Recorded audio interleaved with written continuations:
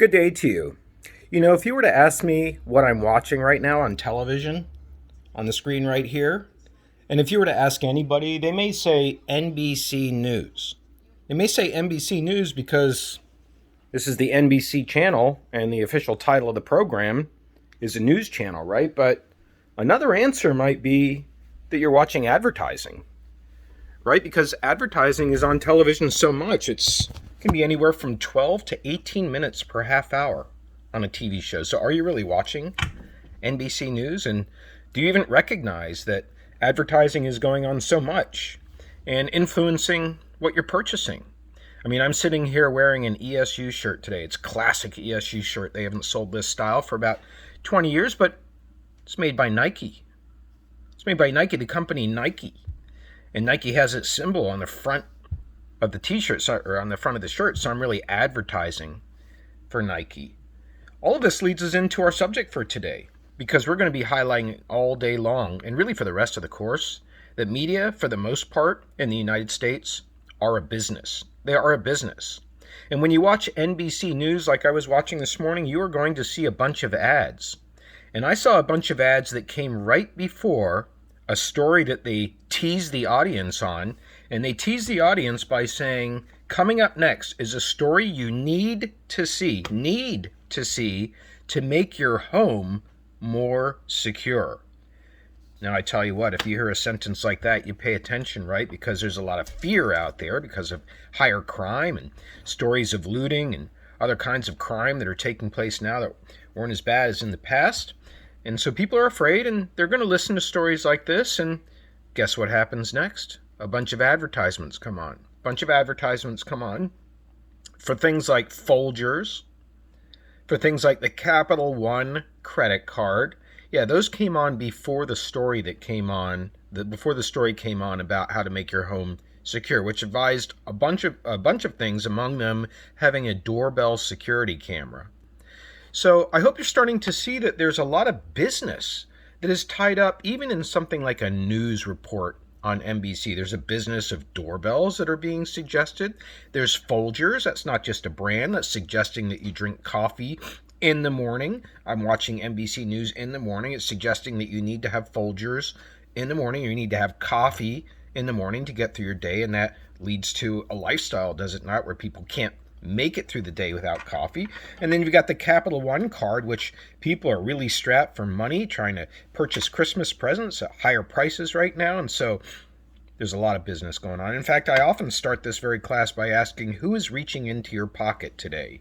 Who is reaching into your pocket today from the media world by virtue of what you come into contact with, media content, as you go throughout your day? So we're taking on the media business today. We're taking on the media business. And when we're talking about media business, for the most part, we're talking about the biggest companies possible in the media landscape.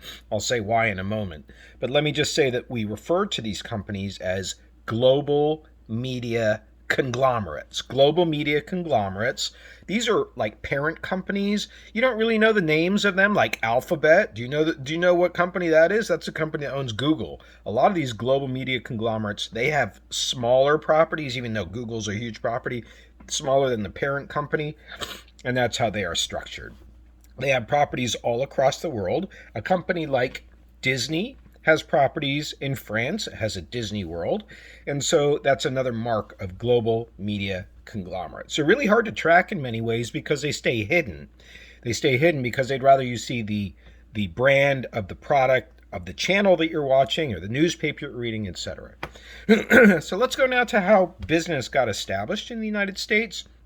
And there is, in fact, a tradition of private ownership of the media in the United States, meaning that media are privately owned and operated for profit. They are operating to make a bottom line. They are operating to generate revenue, to go to shareholders, and to go to all the other people who have vested interests in those businesses. Now, just in case you're wondering, in other parts of the world, you do not find that media are necessarily privately owned. Communist countries, for example, have media properties that are not privately owned, and socialist countries have media that are more public service oriented. So it's not the case that across the world so many media are privately owned, but here in the United States, the vast percentage of media are trying to make money using advertising. or other methods. And so where did this start? Well, we have a long tradition in this country. It actually starts in the 1640s. In the 1640s, we get the very first printing press, 1638 to be exact. The very first printing press, the Cambridge Printing Press, published the Whole Book of Psalms, Psalms, Whole Book of Psalms. It was a religious for-profit newspaper. Yeah, religion was being made money off of in the media as early as 1638 in our country. Newspapers were published throughout what we refer to as the colonial period in the 1600s. Remember, the United States wasn't formed until the 1700s. We just had colonies. Newspapers were published in that time period, but they weren't general interest like they are today. They were very, very specific newspapers with educated information for elite audiences because not everybody could read. These newspapers, for example, Public Occurrences, that's one of the newspapers, Public Occurrences spelled with a CK on the end of it, Old English spelling, was like a coffeehouse talk newspaper. You could sit down, you could discuss foreign affairs, you could sit down, you could discuss policies. And the early newspaper publisher of a similar newspaper, Ben Franklin, he became very wealthy off of the Pennsylvania Gazette. So Public Occurrences, the Whole Book of Psalms, Pennsylvania's Gazette newspaper owned by Ben Franklin, they are all for-profit newspapers, and they were all very, very expensive, those newspapers. I'm talking about newspapers, by the way, because there were no electronic media in the colonial times, right? We're talking with early media forms, and we'll see throughout this class how media forms develop. Early newspapers were expensive until the Industrial Revolution. We started talking about that last time. The Industrial Revolution made it possible to manufacture newspapers really fast, and it brought the price down because machines were doing it instead of people. And so after that, we get a form of newspapers called the penny press. The penny press where they only cost 1 penny to purchase. That brought the cost way down, and more people started buying newspapers because they were so affordable. And so now you have an influx of advertising dollars, advertising going into a newspaper, and that's how newspapers just start to make their money, not from the penny that people are paying, it's from the advertising. If we move away from newspapers and look at electronic media, radio, television, even the web, they traditionally have been privately owned, starting with the telegraph. The telegraph is an invention that we'll talk about later in this country, and they were all privately owned, and radio and television started running commercials almost as soon as they were invented. So profit making in media, in the media business in the United States, is not only widespread, it's the prime directive. Almost all media are trying to make money off of you by selling advertising so that you purchase products, and that advertising time that they sell is what's paying for their media operations. Now let's move into some specific areas of profit making. Let's talk about the growth of national news.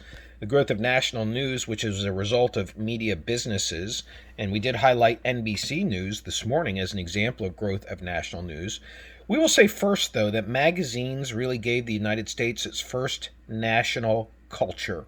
Can you consider that statement for a moment, that magazines gave the U.S. its first national culture? Before that, we were colonies. Like you were part of the Rhode Island colony, you were part of the Pennsylvania colony. You didn't see yourself as an American, even though that refers also to Canadians and Mexicans. You didn't see yourself as a U.S. person.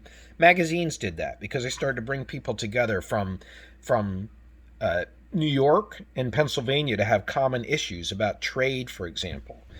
But then radio also gave the U.S. a national culture. People started to listen to radio, not necessarily for local radio. That's how people listen to radio today, from their local station. But they listened to national programming coming out of New York City when radio was first formed. But it was really the TV networks, more than radio, more than magazines, really the TV networks that gave the U.S. a true national culture. Television, we can say, is what first got us as people living on this body of land to think of ourselves as Americans first and Pennsylvanians second. It all started in the 1950s when TV was born, and then extended up on through the 60s and the 70s with TV picking up steam. So now let's return to the big conglomerates that are at play, the big global media conglomerates that are at play in the media industry that occupies the media landscape in the United States. These are called conglomerates. And we're going to discuss the conglomerates by starting with the one that's probably the most well known to you. That's the Disney conglomerate. It's actually the world's most famous company, Disney. I've got a student doing an internship at Disney next semester. Almost every American makes a pilgrimage to Disney. Think about that with your kids if you have kids. Disney is primarily a content producing company. They primarily produce content. You'll see that other companies focus on distribution of media. Disney, it all started in 1928 when Walt Disney started producing Mickey Mouse cartoons. He started producing Mickey Mouse cartoons. They became very popular. He was an animator. And then he came up with his first film, which was Snow White. And then later was Snow White and the Seven Dwarfs. And then later Gone with the Wind. And so the empire started to be built on cartoons and films. And then Walt Disney opened a theme park in the 1950s in California called Disneyland. I went there as a kid. And then later Disney started producing full feature films in the 1950s. So Disney was one of the first companies that really understood the synergy between television and film. So it had these films that it was releasing, and then it started to advertise them on television during the cartoon shows that it had. So it had this great synergy of driving television audiences into the film studios. Later, Disney formed Touchstone Pictures to produce films for adults, like the film Pretty Woman. Disney has properties in France, like I said. It has Disney World in France, and there they serve wine, by the way, just showing that it's depending on what country you're in, the values are different when it comes to products. Disney's also in Hong Kong with the Disney World, China, and in another place in France, too. There are central brands of Disney that you may not even know about, like ESPN and ABC. Did you know that Disney owns those two brands? Yeah, and also Disney owns Pixar. Pixar is the animation film company. They bought Pixar. Later, we'll find out who they bought it from. A very interesting person. They got into the animation business with Toy Story and Frozen. Disney also owns Marvel Entertainment. Did you know about that? And the Iron Man, and the Avengers. And Disney owns Lucasfilms of Star Wars. And Disney has a merchandising arm. The Sydney Cinderella makeup is merchandise from Estee Lauder. So you got perfume that's Disney related. Disney is a partial owner of Hulu. Did you know that? Disney has made its movies available on iTunes. So Disney's a big property, and it's actually got a status unlike others. We actually have Disney as kind of like an ideal life that we look forward to in this country. We even perceive it as a way to babysit our kids, put Disney movies on when they graduate from Sesame Street, right? It's supposed to present that clean, wholesome living. You can decide for yourself whether that's really the case, but it does stand apart from the other countries in that way. Let's move on next to the other companies in that way. Let's move on next to the next global media conglomerate. It's Time Warner. Time Warner used to be the biggest. It's really fallen on hard times. It started declining in 2010. And today the company is actually called Warner Media. You may recognize that name. All these names are media properties from the past. Time Warner is into film, television, cable television, which used to be its biggest property, online content, and cartoons with characters like Scooby-Doo. It's also got Harry Potter, and it's got the Justice League. This company started as a publisher of Time magazine in 1922. It was founded by a guy named Henry Luce. And Henry Luce was a missionary. He was born of missionary parents who went to China. And then he came back to the U.S., founded Time magazine, later founded Fortune magazine, and then Life magazine, and then Sports Illustrated magazine. Time Warner heavily in the magazine trade. Early on, this company, Warner, went into cable networks all across the country. If you live here in Pennsylvania in Monroe County, you have Blue Ridge Communication as your cable provider. Those kinds of companies were what Time Warner owned all across the country. And then began the downfall of Time Warner when it purchased, get this, CNN. Yeah, Time Warner purchased CNN, and CNN was headed up by itself a very big media mogul. His name was Ted Turner. And Time Warner bought CNN up, but the two properties didn't have a meshing in the company like they thought, and Time Warner's fortune started to decline. And so that does wrap up, though, our second company in talking about the global media business. Now we're going to go on to our third company, I thought I had it here on my. 1 second. I thought I had it open here on my laptop. I'm going to grab it here.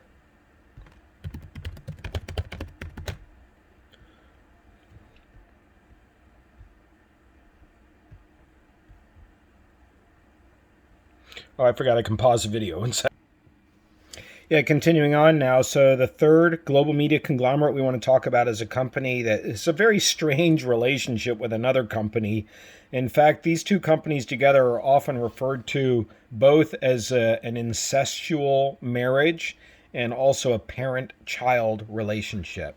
Here's how this one goes. Okay, so the company is Viacom, Viacom slash CBS, the Columbia Broadcasting System, CBS. You probably know about CBS, may not know about Viacom.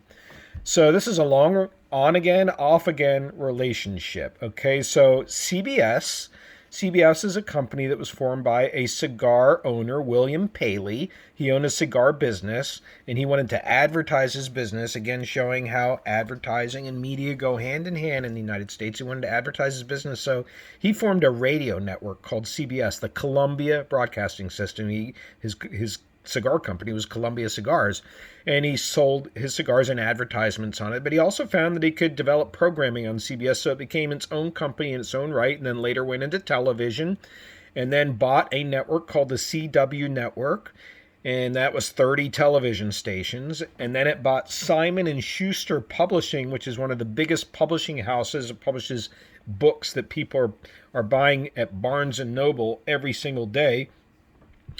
And then CBS decided it wanted to found a film production studio business. So it founded this company called Viacom just to be a film production studio.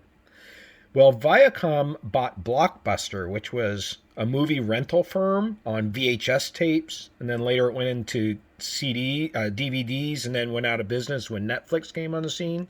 But at the time, Viacom exploded. It exploded with its film production business and also its Blockbuster business, and it became bigger than CBS. So guess what happened? Viacom bought CBS. Is that weird? It's like the parent. It's like the child buying the parent. That's what happened. And then they split up, and then they got back together, and then they split up, but they shared the same board of directors. Now they're back together again. This company, CBS, continues to be a dominant force in the MTV world, VH1 world. That's all part of the Viacom empire. So is Nickelodeon. It's all part of Viacom, CBS, Viacom empire. CBS and Viacom were at the center of a controversy a number of years ago that's still considered a big controversy, when during the Super Bowl they allowed a halftime show between Justin Timberlake and Janet Jackson to expose her breast. It was clearly choreographed, and the CBS stations were fined by the FCC, the Federal Communications, afterwards for that episode. Let's go on to the next company now, a company you probably don't know about. It's called the Bertelsmann Company. Bertelsmann Company, also abbreviated as BMG when it comes to their music business, Bertelsmann Music Group.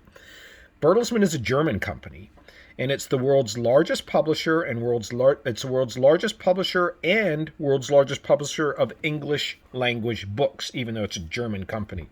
But it's also got other properties as well. For example, it had the franchise, the show American Idol, right? You think that's nothing could be more American than American Idol, right? No, it's not the case. It's actually a German show. It was placed on a TV channel that they owned in London, England, called Channel 5. Bertelsmann owned that, and it ran this show called Pop Idol. Well, the Fox Network over here in the U.S. found out about it. They were so excited about it, but they're like, okay, we're going to buy that, and so we're going to rename it American Idol. So that's where that came from. Bertelsmann was the source of that show. They have a lot of books and a lot of music publishing. Any score sheets out there that musicians are followed are likely Bertelsmann owned properties.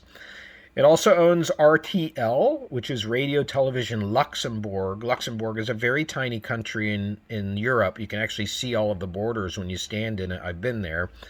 But it has a monstrous network all across Europe of radio and television, and the owner of it is the Bertelsmann Company. So Bertelsmann's very big in Europe. All right, the next company that I want to go to is the News Corporation. The News Corporation is a company that you also may not know about, but you certainly know about its main flagship brand, and that is the Fox Network. The News Corporation was founded by Rupert Murdoch, who was an Australian citizen. His son runs the company now. Lachlan is his name. Rupert Murdoch actually took out American citizenship just so that he could come to the U.S. and buy a bunch of flagging television stations as part of a secondary network. And he turned those stations into the Fox network through cable, making it possible to take these stations and connect them through cable. And he started the Fox network and then the FX channel. This company is a monstrous company all across the world. He actually got to start, Rupert Murdoch, with newspapers in Australia, the main one being The Australian.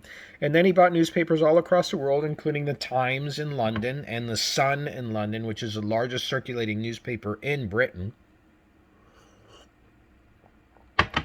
The Fox company got its start with two controversial television shows, The Simpsons and Married with Children, which also kind of set up that Fox was going to be racy and edgy. Later, the Fox network got its brand mainly from its politics being conservative. The Fox network also owns Fox Television Studios and Fox Film Production Studios that you can read about in the textbook. So the News Corporation is the parent company. It's the global media conglomerate, and Fox is just one of the many properties, including others across the world. Now let's go to a local global media conglomerate, if there is such a thing. It's the Comcast, NBC, Universal company. Comcast, Philadelphia, NBC. Even though Comcast didn't start in Philadelphia, it started in the Midwest, it moved its headquarters to Philadelphia right away and blew up as a big company. Initially, it was just a cable company. You wanted to watch television in the Philadelphia area, you got Comcast. But then they went beyond cable TV into internet and phone and security systems, just like all cable companies.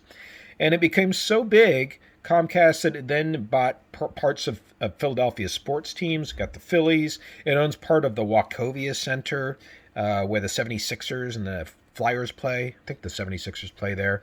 And so it went into sports, Comcast, and developed its own sports programming. Comcast runs news programs and sports-related content programs on Philadelphia sports teams. And then it got so big that it bought a 51% stake, 51% in NBC in 2009. And so it burst onto the scene as a major player. NBC was a monstrous company in its own right. It was the very first radio network, NBC was. It was so big as a company at one time that it had two radio networks, the red and the blue network, and they had to sell off the blue network because the government thought that NBC was getting too powerful and had too much sway over public opinion. So it forced them to sell it off. That's how big NBC was. It was looking at a monopoly over the country. And NBC went on to purchase General Electric. That's no small company, right? Making refrigerators and car financing. Wow. NBC also went on to purchase Telemundo, Bravo, the Bravo channel on cable, USA Network, the Weather Channel. So it's an incredible company that Comcast bought into. And now we're going to go to our next to last company. This is the Alphabet company. We spoke about this earlier. This is actually the largest media conglomerate, the largest global media conglomerate in the world. It wouldn't even have even been considered a media company just years ago, but because of purchases like YouTube and the fact that people are on Google all day long, even if they're on Safari, so many people are on Google all day long, it's a media company, and it's the largest media company revenue-wise.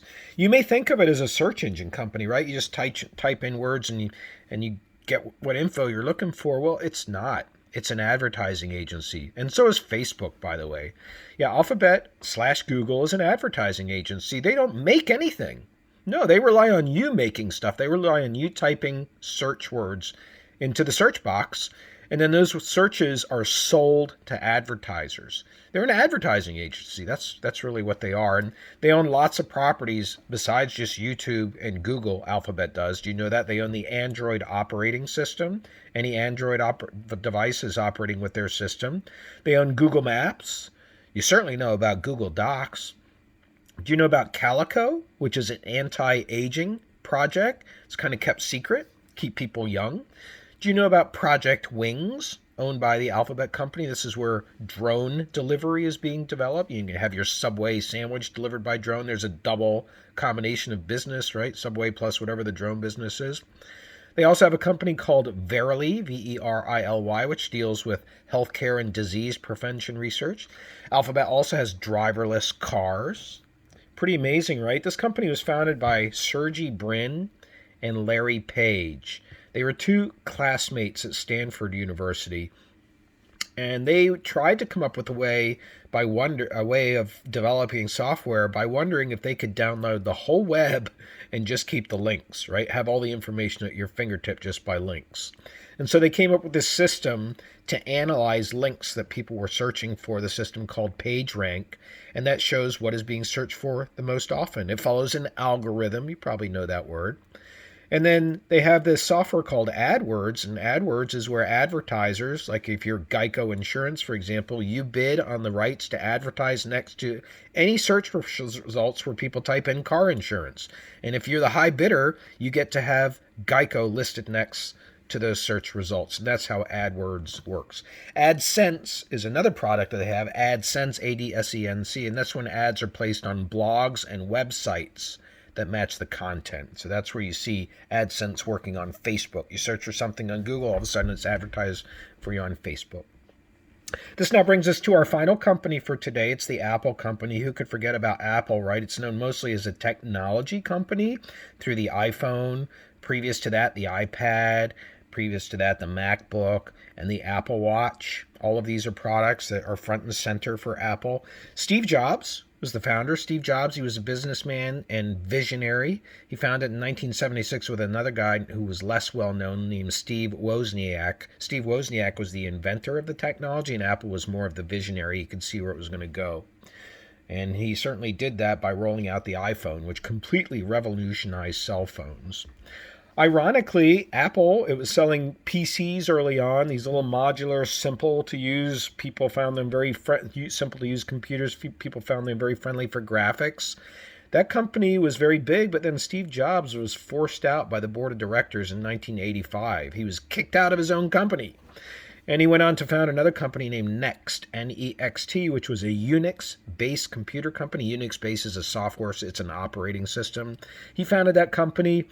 And this Unix-based system actually was used to form the World Wide Web, so he did very well at Next. Steve Jobs did, and guess what happened? The media world is weird, right? It doesn't matter whether feelings are hurt. If a business is there to be had, a deal might be made. So Next was bought by Apple. Apple brought Steve Jobs back to Apple and made him the CEO again. Steve Jobs went on to buy Pixar, which is a company that was later sold to Disney, and Pixar is that animation studio. And Steve Jobs actually became Disney's biggest stockholder.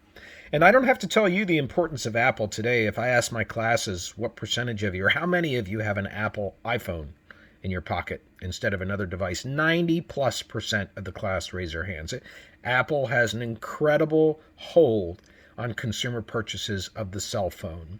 And of course there's iTunes as well, and all the devices that go along with the earbuds. I forget what they're called, Apple Buds, earbuds, all the devices that go along with Apple, because Apple's so proprietary. This is a really successful company under the previous guise of Steve Jobs, who passed away. By the way, he didn't finish college, but he took one class that supposedly had a big impact. It was a calligraphy class.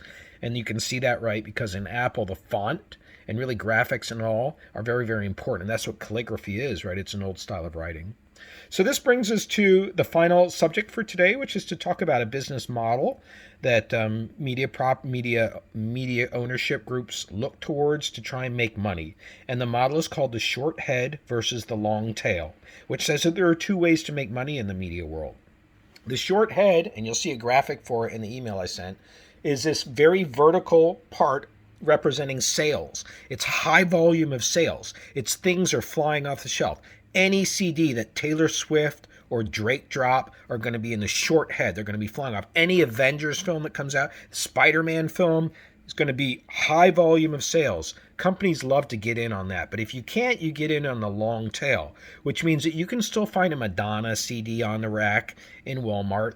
You can still you can still go on Netflix and watch a film, a Star Wars film I think you can watch a Star Wars film from a long time ago. These are media properties that were developed and rolled out a long time ago and may have had high volume sales, but they're still Still being distributed today on Netflix and secondary outlets, cable television channels, on web pages, on pay-per-view, and that's the long tail. So this then wraps up the media business and how it dominates the American media landscape. Have a great day.